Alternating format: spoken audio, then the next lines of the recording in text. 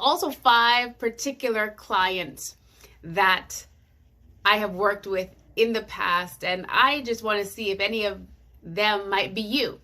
Number 1, the soon-to-be author. You have a book in you. And let me say to you, only you can tell that story. And so that story is needed. That's why it's kind of burning on the inside of you to write it, to do it. And so I want to encourage you to let that story loose. And no more are we going to wait years, months, weeks, and delay it. Because again, that story is not just about you, but that person who needs the story. The second one would be entrepreneurs. Oh, entrepreneurs. We know that it's not a 9-to-5 job. So who has time to do email campaigns and create content for email campaigns? I do.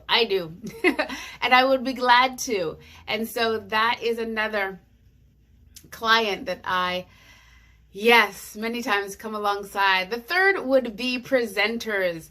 You have a presentation coming up, and who doesn't need a second set of eyes to look over that presentation to make sure it's up to standard? Yes, I am here to serve you with that presentation. Also, event host or program host. You have the theme, you have the location, you have the target audience. You're just looking for a speaker right now.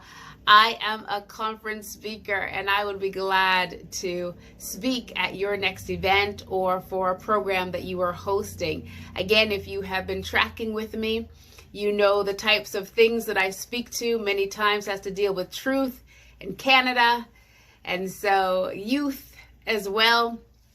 But I would just say again, you don't have to look any further. Right here.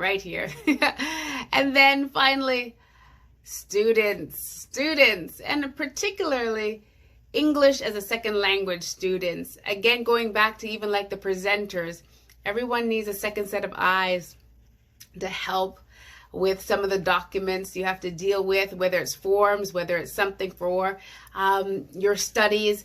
Again, I would be glad to come alongside and help you. And let me say right here, for one and all, I'll throw in this tip: spell check cannot help you totally and unequivocally.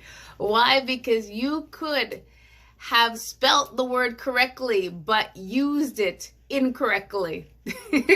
And so just to save ourselves from any embarrassment or anything like that, again, a second set of eyes would be great. So if you're a soon-to-be author, entrepreneur, event or program host, presenter or student, I would love to come alongside you. Again, you can contact me at info@renaejarrett.ca.